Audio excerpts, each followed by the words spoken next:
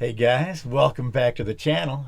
We have the famous Jim Brown, the designer of the Windrider 17. We're going to go through all his thoughts here. And we're going to go over the design, the origins of the Windrider 17. We're actually sitting in his Windrider 17 right now. It's the turtle. Box turtle. The box turtle. But we're going to sit down. We're going to discuss the origins, the design, what was bad, what is good. And hey guys, my name's Ziggy, and I'm out boat camping the barrier islands of the Gulf of Mexico. So jump aboard, because I'm going to take you bastards sailing. Arm down in there. I know that. You're in the trampolines now. Oh, yeah. Trampolines. Yeah. On and on about trampolines. The truth is that the Windriders 16 and 17 were both designed. They were not intended to have trampolines in the first place. Okay. They were intended to have a plank across the cross beams. Just an aluminum box beam laying across the top of the cross beams, about halfway between the dock and the main hull, you know. Right. So that you could get across by stepping on the plank and then stepping into the main hull. And the plank could also be used as a seat. Right. Which got you up high enough so that you weren't dragging your butt in the water like you do now with the trampolines. So another thing that's really pretty good about not having any trampolines is that it's easy to paddle. Oh, yeah, yeah. Especially in the 16. You can paddle, you can get right along in the 16-footer if you have no trampoline in the way. But trampolines came along during the marketing phase. Okay. When there was we had a dealer in Mexico. He was an old friend of mine, and he was selling a lot of Windriders to the resorts because it was one of the most popular beachfront activities was to rent Windriders, especially the 16-footer, to people to go out for sales because they could always get back. The 16-footer was so simple and easy to operate that even a greenhorn sailor could get back. They were just single sails, weren't they? They didn't have a jib, right? Right. Yeah. And one of the biggest problems with a sailboat rental is that people can't get back. Yeah, I can see that. They don't know how to get the windward to get home. You know? And so they have to get in a chase boat and go get them and tow them back. You know? And so they loved the Windriders. The Mexican resort operators loved them, and they had beach boys to rent the boats and stuff. But the beach boys found out that the gringo girls really liked to go out for sails at night with the beach boys in a Hobie Cats. Yeah. The Hobie Cats were more popular with the beach boys because they could go out. They could get to be alone together. Yes, Let's I got you. Yeah. They got the trampoline area and whatnot. Yeah. And so the dealer called us and said, "Hey, you know, I'm having trouble selling these boats because you can't go out at night and screw. The Beach Boys don't want them." And so Andy said, "Okay, put trampolines." Yeah. Well, the 16-footer in particular was never intended for a trampoline because the cross beams are not a they're not a quadrilateral. They're a parallelogram, but you can't lace them tight enough because there's diagonal stretches going on in it. And I don't even think they'd be any good for coupling. Because, yeah, I couldn't even imagine it. Yeah. And of course, that's at my age. When I was in my 20s, I'd have made it work. Yes. Yeah. But in the 17-footers, it's another subject. In this case now, the only thing we had to fasten the trampolines to was below the cross beams on the bottom level, underneath the cross beams. You know, so we could put that track along the gunnel of the main hull and put a bolt rope in the trampoline and be able to fasten it up against the hull there. But the outer edge, well, the original trampolines were designed with the 17-footers having another spar out there. That is a piece of aluminum pipe. It could be pipe. We had plenty of Windrider 16 boom extrusions, which were I think 2-inch diameter. Yeah. That had a slot molded in them. We didn't use the slot, but anyway, we fastened another spar at the outboard edge of the trampolines that went from the after crossbeam to the forward crossbeam. And now you could... There's people that still make those themselves. Yeah. Yeah. Yeah. But you need a special trampoline. Now you got to order it. Yeah, you got to have the trampoline made. Yeah. And there's a guy I talked to, and I'm sorry, I can't remember your name. I know your name, but I'm bad with names. But he actually has a couple for sale, I think, still. But yeah, he sets them out there. They're large, and he's got it all laced into it. It makes for a good sturdy. And he says this really stiffens the boat up too. Yeah, and you can, now you've got a trampoline that's tight enough to walk on comfortably, and it's easy to step from the trampoline onto the float or onto the dock. It really makes a much nicer boat out of it if you want to take the trouble to put that extra spar out there, which, depending on what your sources of aluminum pipe are. Yeah, there's some engineering there. But it's easy to do. Yeah. You need to, all you need to do is get your gumption up and go out there with a drill. It happens to help a lot if you got a long 3/8 inch drill bit. 3/8 or a 64 over size 3/8, and get down there just where the crossbeam starts to form a bend to go drop down onto the foot plate, right where, just before it starts to bend. If you get back, let's say on the after crossbeam, and center your drill in the middle of that crossbeam, and aim it like a rifle down at the other crossbeam, and drill a hole right through the crossbeam at its midpoint. Make sure you're in the middle of the crossbeam. Drill a hole through there. Then go up to the forward crossbeam and do the same thing looking back. So you got 2 3/8 holes. If you put those holes right in the middle of the tube, instead of... Gotcha. Got to center it up. Strictly speaking, it doesn't weaken the tube. It's at the neutral axis of the tube. And so now you got to get a couple of 3/8 bolts that are long enough. It takes, like at least a 4-inch bolt. Right. I I generally do the no. 6 inches. It sticks out a little bit. Yeah, because I do some odds. And, like the little pins they put in to keep the Akkas, I do bolts because I hate babysitting those little clips. Yeah, me too. Yeah. And if you can tighten those up good, and then you don't have to worry about them. But anyway, you can take this tube that's cut to the right length and locate it in between those holes you've drilled, and just slip a bolt in from either end, and the bolt will bear against only one wall of that tube. When you lace over to the trampoline and pull that baby up tight, and now you've got a really different trampoline. And I usually go sailing alone. When I was sailing, I've had to give it up. That's why we got this contraption. I can't believe we're sitting in a Windrider 17 right now. It's just so roomy. It's crazy. So anyway, the trampoline can be an important addition if you can get it tight. Yes. My dog loved it. I had the stitching on one corner give out when I was stepping on it, loading stuff on the boat, and it went through. And I cut my hand because I was holding onto the shrouds. I went in the water and cut my hand up and stuff, and that's where I went to the solid platform. That's cool. That's good. Yeah. I need something that can hold my fat ass. Yeah. Because I had the trampoline repaired. Guy did a great job, put it all back on there, but I didn't trust it anymore. Yeah. Well, if the trampoline is made right, they'll last in the sun. They're just not used to a 300-pound guy stepping on it with gear in his hand, going on and off the dock. And I was putting it right on the corner where it was just, I was stressing it. Well, try to spread the load out. Yeah.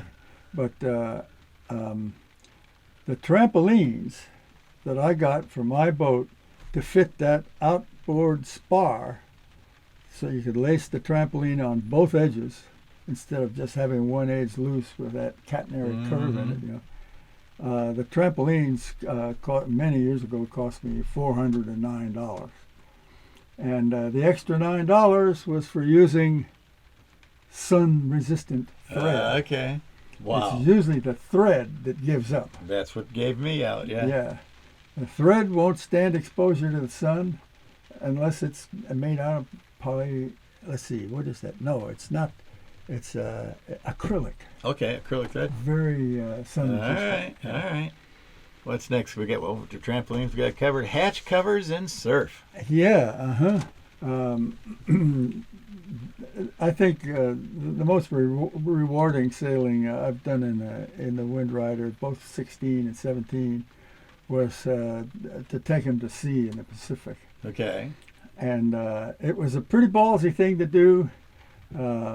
We lucked out, but the first trip we did down the mid-coast of California, down the Big Sur coast. Okay.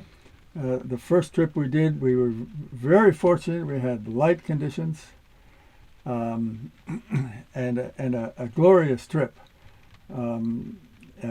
These were two 17-footers that were both owned by my late great friend Joe Hudson, who was always leading the way on adventures. And he said, "We got to sail the Big Sur coast in these things." Mm-hmm. He lived in Big Sur. All right. Most of his life. And he It's knew a the beautiful neighbor. area. I've been there. I was on Full Dress Harley on the land side of it. Oh, But man. I've gone up and down there, and it's beautiful coastline. What a- Rocky areas there. You'd have to. And what a great road for a bike. It is. It's a great road. Oh, I still got a good picture of my website of me out there in Big Sur on that bike. Oh, man, yeah, it's a wonderful ride. But anyway, we wanted to do it by water because we'd been riding that road and living on that road. I lived down there, too, for 4 years. And we were always looking at the coast thinking, God, if we only had a boat, we could get out there. Oh, it's beautiful. Well, to have a boat down there, we had to launch in Monterey, Okay. actually at Pebble Beach. But Joe knew the property owners down along that coast, Okay. big chunks of property that were owned by wealthy people. And he was able to approach them and get permission for us to land on their beaches. Ah, beautiful. And so we sailed down, I can't remember, I think it was 52 miles of the coast, and shooting the surf to camp on the beaches at night. Mm-hmm. Many of the beaches inaccessible except to a rock climber. Yes. Otherwise, you know. The steepest coastal slope in the Americas. Wow. I mean, in Yeah. the contiguous 48. Mhm. So it was, I mean, real It's mountain going it's up. just gorgeous. Yeah, and so we learned the hard way that if you're going to shoot surf, ocean surf, in a Windrider 17, you better darn well take your hatch covers. Take them on or off? Oh, put them on? Yeah. Yeah, you got to put them on before you start shooting in, and make sure they're on before you try to get out. That makes sense. Because real beach breaking surf is going to inundate the boat not until you get grounded. Mm. Once you're grounded, now the boat is dead in the water when the wave dumps on it. Yeah. Because when the wave recedes from the beach, Mm-hmm. the boat's aground. Yes. And the first time it bumps, the crew jumps out and grabs the boat and starts to try to drag it up the beach. But if it's loaded with camping equipment, two guys can't drag it. Right. And if you get in front of it, the next wave is going to throw it over It'll you. drive over you. Yeah, so you got to be outboard of the float hulls, hanging onto the forward crossbeam. And here comes the next wave. And two guys can then hustle it up the beach if the wave isn't too big. Right. But we had 4 guys and 2 boats. And with 4 guys, we could definitely drag the boat up Lug the it beach, right up the even high if it was line. loaded with camping gear. Right. You know. Get up to the high tide line. Yeah. But what we would do is the first boat would go in, plop, we'd jump out, and here comes the next boat. And the 4 of us would get on the second boat and drag it up, and meanwhile the first boat is sitting there unattended. Mm-hmm. And we got back to one of them, and it was half full of sand and kelp. Oh, jeez. We damn near lost it. If the tide hadn't been going out, Mm-hmm. the boat would have been buried Wow. in the, Yeah, in yeah. the sand, As it was, the only thing we had to dig with was our hands, and it took all 4 of us a lot of work to get the sand out of the boat up to the point where we could drag it. Yeah. Yeah, they're They drag well, but they're heavy. You got to have some help to it. Yeah. Yeah. Well, that was especially true when we went to Baja. We also took the boats down the Baja coast. I think we took the Windrider 16s twice, and we took the Windrider 17s twice to Baja. Okay. And that was really the thing about the Sea of Cortez is that it's literally speaking, it's a desert sea. Mm-hmm. It's a sea with it's a long gulf, a long narrow gulf with lots of mountainous islands in it. Mm-hmm. And on both sides of the gulf there's mountains. And but the mountains are covered with desert. And so it's a desert sea. Okay. And I don't know. I don't think I've ever been any place in a boat where you could like be with God as much as in the Sea of Cortez. I got a subscriber that he does like a festival down there every year, and he invites me to it. Uh-huh. But the logistics of just getting down in there and everything. Yeah. He's offering. He's got a Jeep in Phoenix. Just grab my Jeep and drive it down and stuff. Oh. But the logistics of it all, and I'm getting to the point in I've been all over the world, but I'm getting to the point where I just going across borders doesn't appeal to me anymore. I've got to do it. I've decided I'm done with the borders. Well, that border is until you get well south of the border. Yeah, the border's pretty dangerous. Yeah, that's I don't consider Canada. Okay, I'll go to Canada tomorrow, but like the Mexican border, I used to bounce around. You just do the Middle East. You just live in Israel, so you do the Middle East and stuff. And a lot of the stuff I think back there was some crazy border crossings there. Yeah. And I was like, there's so much to do in the United States. I don't need to do all that. I need to see more of this. Well, we gave up on crossing at Tijuana. Yeah. We go all the way to Tucson. Oh, all right. Because I've crossed Tijuana several times, but towing trailers, pretty high profile, a lot of gear in the back, and the border patrol on both sides is suspicious that you're moving more than camping, right? And so they want to go through everything sometimes. And so anyway, we got tired of Tijuana. and went to Tucson. There was another crossing I can't remember too that was good. But anyway, what I'm saying is, if you want to take your Windrider to the Sea of Cortez, do it. You'll never have a better sailing experience. Really, it's just an incredible place to sail. But as you get about halfway down this long gulf, there's a slosh effect to the tide, and so. At the upper end of the Gulf, there's very little tide. At the lower end of the Gulf, there's only about 3 feet. But in the middle, there's 10 feet. Ooh.